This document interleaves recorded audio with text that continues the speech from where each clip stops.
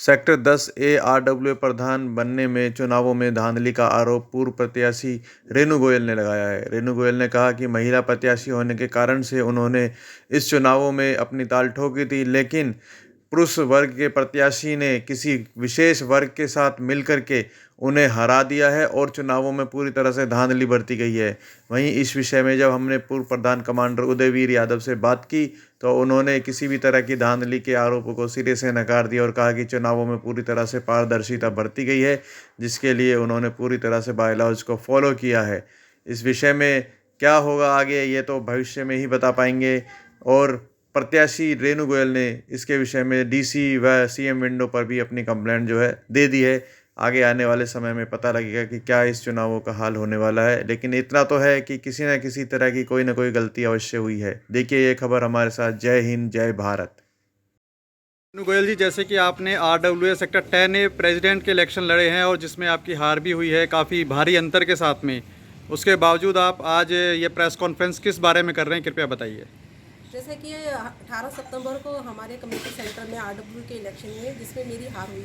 हार जीत तो एक व्यक्तिगत मैटर नहीं है, लेकिन हराने का तरीका गलत था, जिसमें कि हमें पता लगा कि हमारे जो वोटर लिस्ट बनाई गई है उदयवीर प्रधान जी के द्वारा, उसमें 30-40% खामियां हैं कि उसमें जो जिनका मकान का अपना हक नहीं है उनके वोट बनवाए गए और उनको डाला गया, जो कि गलत था। और कुछ मकान ऐसे पाए गए जो मकान एग्जिस्ट भी नहीं करते हैं, लेकिन फिर भी उनके वोट बने हुए हैं और वो वोट डले भी हैं। और थर्ड, जिनके मकानों के नंबर गलत हैं लेकिन उनके भी वोट बने हैं और वो भी वोट डले हैं, जिसमें हमने टोटल पाया गया कि 350 के करीब ऐसे वोट हैं, फर्जी वोट डले हैं, जिसके कारण वोटों में अंतर रहा। लेकिन हमारा मेन मकसद ये है कि न्याय पर न्याय की विजय होनी चाहिए। अगर जो चीज़ गलत है, बायलॉज के अकॉर्डिंग इलेक्शन नहीं करवाए गए, जो कि गलत है। हम चाहते हैं कि हमारे सेक्टर के अंदर जो भी इलेक्शन होते थे वो बायलॉज के अकॉर्डिंग होते थे, लेकिन 4 साल से उदयवीर जी ने ऐसा कर दिया है कि वो ये कहते हैं कि हमने रिन्यू किया है, जो पहले से चलता आ रहा था हमने वोटर लिस्ट में वही ऐड किया है। लेकिन जब भी मेंबरशिप लेते हैं तो हमारे यहाँ से ये चलता है कि हर व्यक्ति अपनी आईडी प्रूफ और पानी का बिल देगा, जो कि उसके नाम होता है, जिससे ये पता लगता है कि इसका मकान का ये मालिक है। लेकिन इन्होंने ऐसा नहीं किया है, क्योंकि एग्जाम्पल है कि जो वाइस प्रेसिडेंट वेद प्रकाश जी जो जीते हैं, उनके वोट बना हुआ था, लेकिन उनका जो मकान था वो उनके बच्चों के नाम है, उनके नाम पर भी नहीं है, और उसके बावजूद भी वो इलेक्शन लड़े, जो बिल्कुल टोटली ही इलीगल है। और इसके अंदर कौन गलत है कि वोटर लिस्ट में नाम था, लेकिन उनको खुद को भी पता था कि वो चीज़ गलत है, लेकिन उन्होंने तब भी इलेक्शन फाइट किया। इसके जिम्मेवार कौन है? आरओ है या पूर्व प्रधान उदयवीर जी हैं। ये तो हम 14 तारीख आगामी 24 तारीख को हमारी रजिस्ट्रार में मीटिंग है, जिन्होंने बोला है कि आप सारे तथ्य के अनुसार आप सब कुछ डॉक्यूमेंट लेके आना 14 तारीख को, सॉरी 23 तारीख को नहीं, 14 तारीख को, और सारे प्रूफ के साथ आना जो हमने उनके ऊपर एलिगेशन लगाए हैं, जो तथ्य के साथ लगाए हैं कि ये चीज़ें गलत हैं और इन्होंने गलत किया और बहुत ज़्यादा गलती की है, जिनका ये प्रूफ 14 तारीख को वो रजिस्ट्रार ऑफिस में सबमिट करेंगे। मैम, लगभग कितने फर्जी वोट बनवाए गए हैं आपके अनुसार? 350 के आसपास। 350 फर्जी वोट। टोटल 940 वोट बने थे और जिसमें से 250 वोट नहीं डले थे, बाकी 350 वोट जो डले हैं वो सारे फर्जी वोट हैं और इनको हम प्रूव कर सकते हैं। हमने सारा डॉक्यूमेंट निकाल लिया है और इन्होंने तो इतना किया कि कैंडिडेट खड़ा कर दिया जिसके नाम से मकान नहीं है, जिसकी ओनरशिप नहीं है, तो ये कैसे कर सकते हैं? ये तो बिल्कुल गैर कानूनी हो गया। और बायलॉज जो कि गवर्नमेंट ने बनाए हुए हैं, तो रूल रेगुलेशन को कहीं तो वो फॉलो करेंगे। उन्होंने तो कोई भी एक सिंगल रूल रेगुलेशन को फॉलो नहीं किया और इलेक्शन को अनाउंस करा दिया और इलेक्शन कर दिए, जो बिल्कुल ही गैर कानूनी है। मैम, कितनी तारीख को यहाँ पे इलेक्शन हुआ था? 18 तारीख को इलेक्शन हुआ था। 18 सितंबर 2022 को इलेक्शन हुआ था, जिसमें कि इन्होंने एक और काम किया था कि आरओ को चेंज कर दिया था। जो रिटर्निंग ऑफिसर था, जो इलेक्शन से पहले अनाउंस किया गया था, अमन यादव जी, लेकिन जिस दिन इलेक्शन हुए वो अमन यादव जी नहीं थे वहाँ पे, यशपाल यादव जी बैठे हुए थे। लोगों को यही नहीं पता था कि यहाँ का आरओ कौन है। ये तो लास्ट में जब कुछ ऑब्जेक्शन होने शुरू हुए तब पता लगा कि ये नया रजिस्ट्रार रिटर्निंग ऑफिसर बनाया हुआ है आपका, जो कि इन्हीं का बंदा था। ये कितना गलत था। तो आगे आप किस चीज़ की मांग करते हैं? हम ये मांग करते हैं कि जो भी गलत हुआ है सेक्टर में आरडब्ल्यू के इलेक्शन के अंदर, उसकी न्यायिक जांच की जाए और जो भी इलेक्शन हुआ उसको अवैध घोषित करके इलेक्शन को दोबारा कराया जाए। जी, यदि दोबारा से इलेक्शन होते हैं फिर से आप सोच सकते हैं कि ये धांधली नहीं होगी? हाँ, अब क्योंकि हमारा सेक्टर भी अवेयर हो गया है इस चीज़ के लिए, हम भी एडॉक कमेटी बना के, क्योंकि इसमें क्या होता है बायलॉज के अकॉर्डिंग 2/3 मेंबर कम्युनिटी सेंटर में इकट्ठे होंगे और अपनी परमिशन देंगे तभी एक्टिविटी हो सकती है। इन्होंने कुछ भी नहीं किया ऐसा कि 2/3 मेंबर को बुलाया हो या सेक्टर में इंफॉर्मेशन दी हो कि इलेक्शन होने वाले हैं, ऐसा कुछ भी नहीं दिया गया है, जो कि बिल्कुल इन्होंने एक तरफा ही कर दिया इस चीज़ को। लेकिन अब सेक्टर के लोग अवेयर हो गए हैं, नेक्स्ट टाइम जब भी इलेक्शन होंगे तो ऐसी धांधली तो एटलीस्ट नहीं होगी। क्या ये इलेक्शन अर्जेंट बेसिस पे हुआ था? हाँ, अर्जेंट बेसिस पे अनाउंस हुआ था, नहीं तो हमारे बायलॉज के अकॉर्डिंग 1 अप्रैल को लिस्ट लग जानी चाहिए, फर्स्ट वीक ऑफ अप्रैल को, कि आपकी ये लिस्ट लग गई है। किसी को भी ऑब्जेक्शन होते हैं या किसी का वोट नहीं बनता तो गैप होता है 2-3 महीने का, तो लोग अपने ठीक करा सकते हैं। इन्होंने 24 अगस्त को डिस्प्ले किया, जिसमें केवल 2 ही दिन दिया कि आप अपने आके वोट चेक कर लीजिए, वो भी वर्किंग डेज के अंदर। जो लोग ऑफिस जा रहे हैं वो कैसे वो करेंगे, और 2 घंटे का केवल ऑब्जेक्शन टाइम दिया कि आप आके अपनी सुनवाई कर सकते हो। तो ये कितना कम था कि लोग आके कैसे ऑब्जेक्शन करें इस चीज़ के लिए। तो ये बिल्कुल ही सोची समझी एक प्लानिंग थी, ऐसा नहीं था कि प्लानिंग नहीं करती थी, इन्होंने बहुत सोच समझ के प्लानिंग की। मैम, जो प्लानिंग आप बता रहे कि प्लानिंग इन्होंने की हुई थी, क्या उस प्लानिंग की भनक आपको वोटिंग वाले दिन तक भी नहीं लग पाई थी? नहीं, इन्होंने क्या किया था, जैसे आरओ को चेंज किया है, आरओ का पूरे सेक्टर में किसी को भी नहीं मालूम था, इवन वोट स्टार्ट होने के बाद भी नहीं मालूम था कि आरओ चेंज किया गया हुआ है। क्योंकि जो पुराने आरओ था उसका ऐसा कोई डिस्प्ले में नहीं था कि यहाँ आरओ चेंज कर दिया है। क्योंकि इसमें क्या होता है, जब भी कोई डॉक्यूमेंट चेंज होता है तो बाय व्हाट्सअप, बाय मेल, या जो भी कैंडिडेट होते हैं उनके घर एक लेटर जाता है कि आप ये चीज़ें चेंज हो रही हैं इलेक्शन से पहले। जैसे कि बैलेट पेपर था, बैलेट पेपर 3 दिन या 4 दिन पहले कैंडिडेट के पास पहुंच जाता है कि आपका कैसे डिजाइन किया हुआ है, आप कैंपेनिंग कर रहे हैं तो लोगों को आप गाइड करेंगे कि ऐसे से आपका बैलेट पेपर है। तो इन्होंने कोई भी इन्फॉर्मेशन नहीं दी। बैलेट पेपर भी जब 9 बजे इलेक्शन शुरू होना शुरू हुआ तब पता लगा कि ये बैलेट पेपर इस टाइप से छपा हुआ, जिसमें भी बहुत सारी खामियां थी।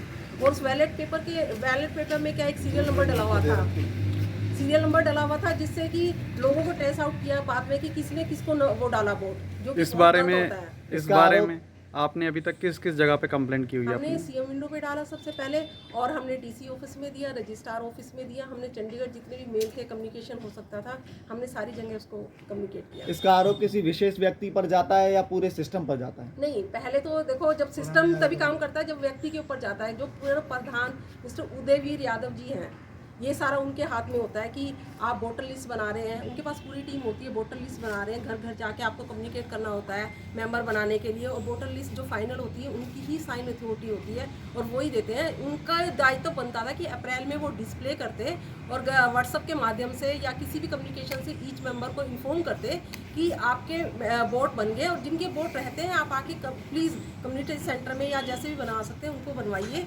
और इस टाइप से सारी कम्युनिकेशन उनके थ्रू जाना चाहिए थे। अब आप उसमें किसको दोषी देते हो? सिस्टम तो दोषी नहीं है, क्योंकि बायलॉज एक बन गया तो उसको हमें फॉलो करना है। अगर हम फॉलो नहीं करते तो मे बी RWA जो लास्ट टाइम थी वो जिम्मेवार है। इलेक्शन से पहले जो हमारे वाइस प्रेसिडेंट के लिए वेद प्रकाश जी खड़े हुए थे, उन्होंने मुझे पार्क में बुलाया, वहाँ पर काफ़ी सारे लोग थे कि आपको भी लोगों से मिलवाते हैं। तो मिलवाने का मकसद क्या था कि उन्होंने मेरे को वहाँ पे टॉर्चर करना शुरू किया कि आप इलेक्शन में खड़े हुए हैं जिसके कारण आप सेक्टर में ठीक नहीं कर रहे हो। आपको जाकर यहाँ पे एक नवीन गोयल जी हैं जिनको ये प्रधान मानते हैं कि आप उनको घर पे बुलाइए और चाय वगैरह पिलाइए और माफ़ी मांगिए कि आप इलेक्शन में खड़े होना आपकी गलती है। और फिर मैंने जब मना किया, मैं सुनती रही पहले, लेकिन जब मैंने मना किया तो उन्होंने कहा कि नवीन गोयल जी आपको पता है वो कितने हद तक जा सकते हैं आपको हराने के लिए, कि आपका इलेक्शन वाले दिन टेंट भी नहीं लगाने देंगे, टेंट को फाड़ देंगे, आपकी हिम्मत हो तो टेंट लगा के देखना आप।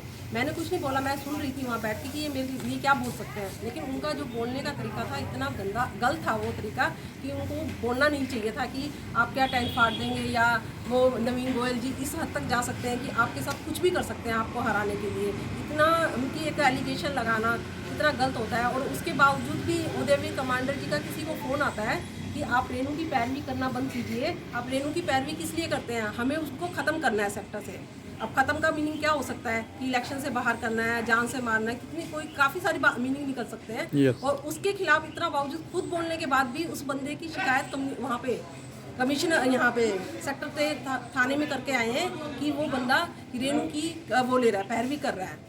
बताओ, उनको कल बुलाया हुआ था थाने के अंदर कि ऐसा क्यों कहा किया गया। तो आप ये देख लीजिए कितना दादागिरी है कि एक इलेक्शन को फाइट करने के लिए एक महिला को कितनी मुसीबतों का सामना करना पड़ रहा है। मैम, आप कुछ बता रहे थे, व्हाट्सअप मैसेज भी आपको आया हुआ है? जैसे कल उनको रजिस्ट्रार की तरफ से एक नोटिस जारी किया गया कि 14 तारीख को आपको के साथ वहाँ पर कम्युनिटी सेंटर में आना है, क्योंकि क्योंकि इसका जो सीधा सीधा जो दोषी पाया जा रहा है वह उदयवीर कमांडर जी को पाया जा रहा है, क्योंकि सारी खामियां उनकी तरफ से हुई हैं ये, तो उसलिए वो बुखलाए हुए हैं। और मेरे बारे में एक व्हाट्सअप मैसेज जारी किया हुआ है उन्होंने, और उसमें मेरे चरित्र के लिए लिखा हुआ है कि आपकी कुछ ऐसा लूप होल पार्षद के पास है जिसके कारण आपको कम्युनिटी सेंटर में बिठाया गया, आपको टॉर्चर किया गया, आपके साथ गलत व्यवहार किया गया, जो कि बिल्कुल लॉजिकल नहीं है, वो सारा इलीगल है। तो मैं किसी को राइट अप नहीं देती कि मेरे कैरेक्टर के बारे में कोई व्हाट्सअप पे मैसेज डालकर और उसको फॉरवर्ड किया जाए। और इसका मैं अभी थाने में जाकर मैं इसकी कंप्लेंट करूँगी कि ये तो फिर तो कभी किसी भी लेडीज़ को मार भी देंगे रास्ते में चलते हुए। इनकी तो इतनी पावर हो गई कि ये व्हाट्सएप पे मैसेज डाल के भेज रहे हैं एक छोटे से इलेक्शन के चक्कर के लिए। कब आया था आपको ये मैसेज? मेरे को तो अभी फॉरवर्ड हुआ है, जैसे अभी 10-15 आपको मिनट फॉरवर्ड पहले। हुआ ये मैसेज, जो कि पहले से ही कम्युनिकेट हो रहा है जब चुनाव हुए हैं उस समय से। क्योंकि नहीं कल हुआ है, क्योंकि उन्होंने मेरे को अपने RW के ग्रुप से रिमूव कर दिया गया है, और जो भी हमारे जैसे नवीन गोयल प्रधान जी हैं उन्होंने अपने ग्रुप से मुझे बेदखल कर दिया गया है। वो बेदखल यूज़ करते हैं कि आपको निकाल दिया गया है, इसलिए ये मैसेज जिसके ग्रुप में गया है आज मेरे पास मैसेज पहुंचा है कि आपके बारे में उदयवीर कमांडर जी ऐसे ऐसे लिख के भेज रहे हैं, और लिख के भेज रहे हैं। आप देखिए उनकी इतनी हिम्मत हो गई कि एक लेडीज़ के करैक्टर के ऊपर आप वो लिख के भेज रहे हैं, और जिनके साथ मैंने कभी ऐसा किसी के साथ बुरा किया भी नहीं है, लेकिन ये चीज़ इतनी गलत है कि मैं अभी भी सेक्टर 10 में थाने में जाकर कंप्लेन करवा के आती हूँ कि अगर एक व्यक्ति एक लेडीज़ के बारे में ऐसा लिख सकता है तो सेक्टर में तो फिर लेडीज़ कभी भी खड़ी नहीं होगी, कभी भी पावर नहीं मिल सकती उनको। ये क्या जेंट्स डोमिनेटेड वो बन जाएगा। क्या आप मानते हैं कि इस पूरे मामले में नवीन गोयल जी भी मुख्य भूमिका में हैं? देख इसके लिए तो मैं नहीं कह सकती, क्योंकि वो सामने कभी आए नहीं है इस चीज़ के लिए। लेकिन हमें जब भी जो मैसेज मिला वो किसी के माध्यम से ही मिला। जैसे टेंट वाला मैसेज मिला तो हमें वेद प्रकाश जी के माध्यम से मिला, और जो अभी जैसे मैसेज आया तो उदयवीर जी के माध्यम से आया है, और किसी ने और ने मेरे को फॉरवर्ड किया है, तो वो चीज़ें गलत है। जी, हाँ जी, धन्यवाद आपका। ठीक है। मैं मनोज यादव, भूतपूर्व प्रधान सेक्टर 10 है। हमारे सेक्टर के अंदर 18 सितंबर 2022 को RW के चुनाव संपन्न हुए। उसमें बहुत कुछ खामियां रही। जो हमारा हरियाणा गवर्नमेंट ने 2012 जो एक्ट बनाया था, सोसाइटी एक्ट, उसके अनुसार जो पिछली RW थी, अपने प्रधान साहब थे कमांडर उदयवीर यादव, अपने महामंत्री साहब थे ताराचंद, उन्होंने जो वोटें बनाई उसमें बहुत पहले जो कुछ सेक्टर के वासी ऐसे थे जिनकी वोटें बनी हुई थी, उनके प्लाट जो उनकी वाइफ के नाम था, जो 2012 एक्ट के अनुसार जो फर्स्ट ओनर है वो वोटर होगा और उसी का राइट है वही वोट डालेगा। तो उन्होंने जो सेक्टर में कुछ वोटें काट दी और जो उनके फेवर के आदमी थे उनकी वोटें रख दी, और बाकी जो जैसे अभी इन्होंने बताया जो कैंडिडेट थे रेणु गोयल जी, महावीर यादव जी, उन्होंने बताया वो तो कैंडिडेट थे, उनको तो ये तक नहीं बताया गया कि भाई आपका बैलेट पेपर में यहाँ नाम है, और जो दूसरी पार्टी थी उनको 2-3 दिन पहले बैलेट पेपर दे दिया ताकि वो अपना प्रचार कर रहे थे, और इनको पता ही नहीं है कि हमारे कहाँ क्या है। और 9 बजे जब ये इलेक्शन के लिए यहाँ पे आए तो इनको बताया गया कि भाई आपका इस नंबर पर नाम है, और जो वोटों में खामियाँ है ये बिल्कुल ऑन रिकॉर्ड है। इन जो रेणु गोयल की जो पार्टी है इन्होंने वो निकाल लिया है, प्लॉट उनके नाम नहीं है, वोट सारी गलत बनी हुई है। कम से कम 200-250 वोट जो है वो गलत है 956 में से। मनोज जी, महिला उम्मीदवार ये अकेली ही थी इस इलेक्शन में, कहीं इसका खमियाजा भी तो नहीं भुगतना पड़ा इनको? नहीं, ऐसा नहीं है, महिला पहले भी लड़ी है, ऐसा महिला आदमी की कोई बात ही नहीं है। ये तो कोई भी लोकतंत्र प्रजातंत्र में ये थोड़ी होते है महिला और आदमी लड़ेगा, तो कोई भी लड़ सकता है। और ये बेचारी लड़ रही थी तो इसको यहाँ तक भी मतलब ये रहा कि भाई मैं कैसे, तो हमने इसका सहयोग किया है, हम इसके साथ थे, और वोट इनको जो मिली है वो लोग अननोन, आपने बताया नहीं, लोग ऐसे कहते रहे क्योंकि उनको पता ही नहीं लगा कि भाई आपका बैलेट पेपर पे नाम कहाँ है, जबकि अल्फ़ाबेट के अनुसार रेणु गोयल फर्स्ट है, सतीश प्रकाश गुप्ता सेकंड है, जबकि सतीश प्रकाश गुप्ता का फर्स्ट नेम था, इनका सेकंड था। और ऐसे ही प्रधान में महावीर यादव फर्स्ट थे और उनका नाम सेकंड पे था, वेद प्रकाश जो है फर्स्ट पे थे। ऐसे ही उसी में था जिसमें महामंत्री पद पे भी। और उन्होंने जब एक कोई भी चुनाव होता है तो जो रिटर्निंग अफसर बनता है तो चुनाव घोषणा करने के बाद चस्पा करता है साइन करके कि भाई ये कैंडिडेट इलेक्ट हुआ है। यहाँ कोई चस्पा नहीं कर रखा है कि भाई कौन कैंडिडेट इलेक्ट हुआ, वो अनाउंसमेंट करके चले गए, जो कि ये रूल के खिलाफ है। और इन्होंने रजिस्ट्रार ऑफिस पे भी और CM विंडो पे भी सेम नेक्स्ट डे इन्होंने मेल कर दी थी, DC साहब को भी कर दी थी। उसके बाद इन्होंने हार्ड कॉपी भी वहाँ पे दी है, रिसीव करवाई है, और रजिस्ट्रार साहब ने 14 तारीख को उनको बुलाया गया, 14 सितंबर 2022 को, कि भाई अपना रिकॉर्ड दिखाओ। रिकॉर्ड उनके पास है ही नहीं, गलत है। ये तो पर्टिकुलर प्लॉट बता सकते हैं हम, कम से कम भी 50 प्लॉट तो मेरे याद है जो कि बिल्कुल सरासर गलत है। जो उन्होंने पेपर निकाल लिए हैं, मैं इनको यही बोल रहा हूँ पेपर निकाल के आप भी जमा करो। हमारा कमांडर उदयवीर से यही अनुरोध है पूर्व प्रधान से कि वो अपना जो भी वोट बनाइए, जो हमारे से डॉक्यूमेंट्स लिए थे, सभी सेक्टरवासी से लिए थे, वो अपने दिखाए। हमारे से भी वाटर बिल लिया था, रीअलॉटमेंट लेटर लिया था, ताकि हम तभी तो हमारी वोट बनाई थी। बाकी जिन लोगों की काटी है तो उनको भी तो रोष है कि हमारी क्यों काटी, उनकी कैसे रखी गई।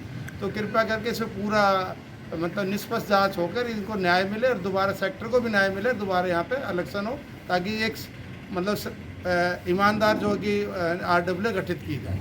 धन्यवाद। धन्यवाद। जैसा अभी ये बोल रही थी, किसी भी लेडी के बारे में कभी भी कोई गलत बोलना, उसको डिमोरलाइज करना ताकि वो आगे सामने ना आए, ये पूरे सोसाइटी के लिए एक अच्छा संदेश नहीं देती। इससे मतलब बाकी भी जो लेडीज़ हैं वो तो कभी खड़ी नहीं होंगी, सामने नहीं आएंगी, क्योंकि डर के मारे वो अंदर ही बैठेंगी। तो मेरा ये कहना है कि जो भी चुनाव है या जो भी इसकी प्रक्रिया है, ये सारी ट्रांसपेरेंट होनी चाहिए। जो भी कर रहे हैं तो ये सब मतलब ऐसा होना चाहिए कि जो पब्लिक डोमेन में रहे और सब उसको देखें। तुम ले लो। मैम, क्या आप मानते हैं कि इस तरह की प्रक्रिया यदि होती है, इनके कैरेक्टर पे सवाल उठाए जा रहे हैं, तो भविष्य में कोई और महिला यहाँ से चुनाव लड़ने का दम कर सकेगी? नहीं, वो कोई काफ़ी करेजियस होगी तो वो ज़रूर खड़ी होगी, पर इनकी तो इससे तो ऐसा लग रहा है ना कि इनकी पूरी कोशिश है कि कोई सामने ना आए। मतलब इतना डिमोरलाइज करो किसी वुमेन को कि वो मतलब बाहरी ना निकले। जी, आपके अकॉर्डिंग क्या लगता है कि ये कैरेक्टर पे जो सवाल उठाए जा रहे हैं? नहीं, इट इज़ ऑब्जेक्शनेबल। ऑब्जेक्शनेबल है, right. Thank you so much. ठीक नहीं है, सोसाइटी के लिए ठीक नहीं है। Yes, thank you. हमारी मांग है, हमें न्याय मिलना चाहिए। हमारी मांग है, हमें न्याय मिलना चाहिए। हमारी मांग है, हमें न्याय मिलना चाहिए। हमारी मांग है, हमें न्याय मिलना चाहिए।